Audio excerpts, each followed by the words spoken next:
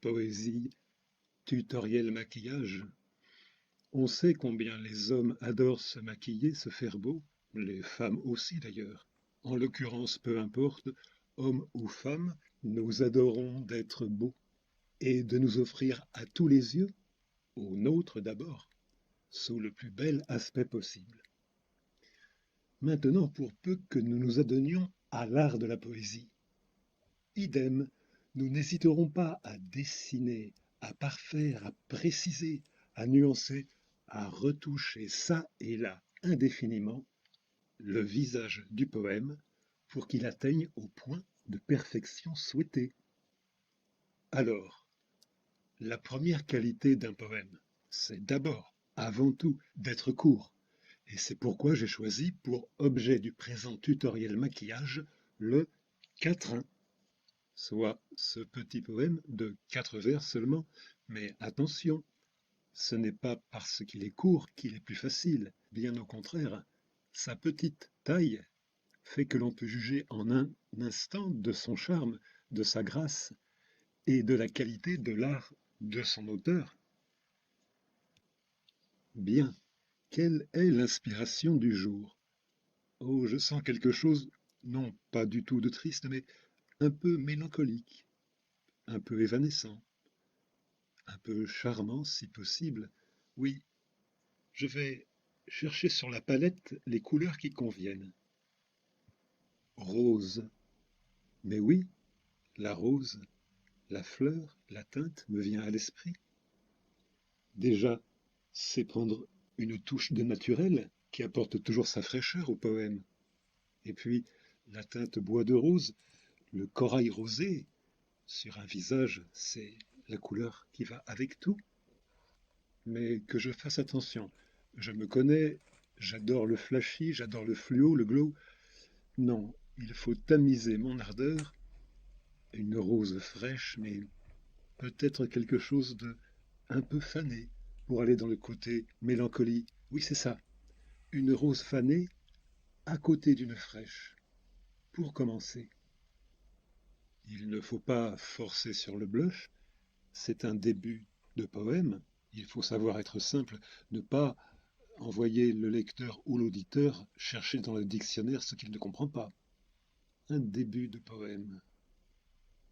Un début de poème. Eh bien, on va garder ça aussi. Mais il va falloir estomper. Il faudrait presque effacer tout ça. Estomper, peut-être crayon au fini, nacré. Ah, c'est pas facile. Il faudrait faire un vers qui soit presque effacé. Une rose fanée à côté d'une fraîche. Un début de poème.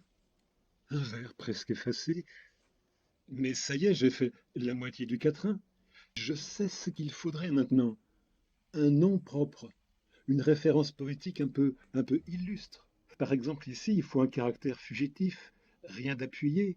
Ça fait penser à Verlaine. Oh oui, Verlaine est très fort pour le maquillage poétique. L'ombre à paupières, l'évanescence. Ou à l'opposé, le mascara exagéré. Même s'il forme des gros paquets sur les cils, Verlaine saura toujours en tirer un supplément de grâce. Ainsi qu'une tache d'encre tombe sur son buvard, Verlaine y verra la mouche sur la joue d'une marquise de la cour de Louis XV, ou bien un papillon, papillon, regard, eyeliner, la petite pointe de vie, le rouge à lèvres, et du bout des doigts, le rien de crème hydratante qui va redonner toute sa lumière à la rose qui était fanée.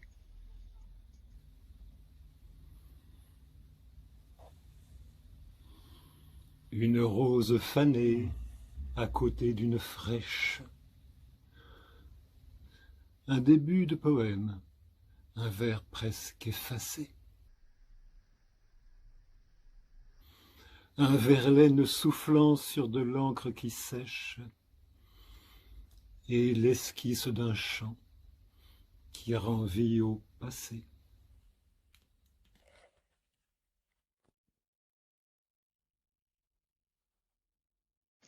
Voilà, je crois que mon quatrain offre un visage assez présentable. Oh tiens, Gérard Philippe, tu es là. Toi qui dis si bien les vers, ô je crois t'entendre, tu me fais remarquer que j'ai oublié quelque chose d'essentiel dans l'achèvement de mon petit quatrain. Et oui, la technique, l'alexandrin, le vers, le nombre, la rime, et diérèse, synérèse et hiatus, et l'équilibre phonétique, et la recherche syntaxique, et l'économie lexicale. Ben oui, c'est évidemment essentiel.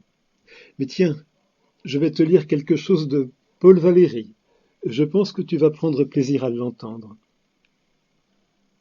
Le grand intérêt de l'art classique, écrit Valéry, est peut-être dans les suites de transformation qu'il demande pour exprimer les choses en respectant les conditions sine qua non imposées. Problème de la mise en vers. Ceci oblige à considérer de très haut ce que l'on doit dire. L'alexandrin, les rimes, etc. ont leur noblesse, qui est de marquer tout le mépris qu'on doit avoir pour ce que nous appelons notre pensée, et dont nous ignorons que les conditions ne sont pas moins futiles ni moins fortuites que les conditions d'une charade. Les règles nous enseignent par leur arbitraire que les pensées qui nous viennent de nos besoins, de nos sentiments, de nos expériences, ne sont qu'une petite partie des pensées dont nous sommes capables.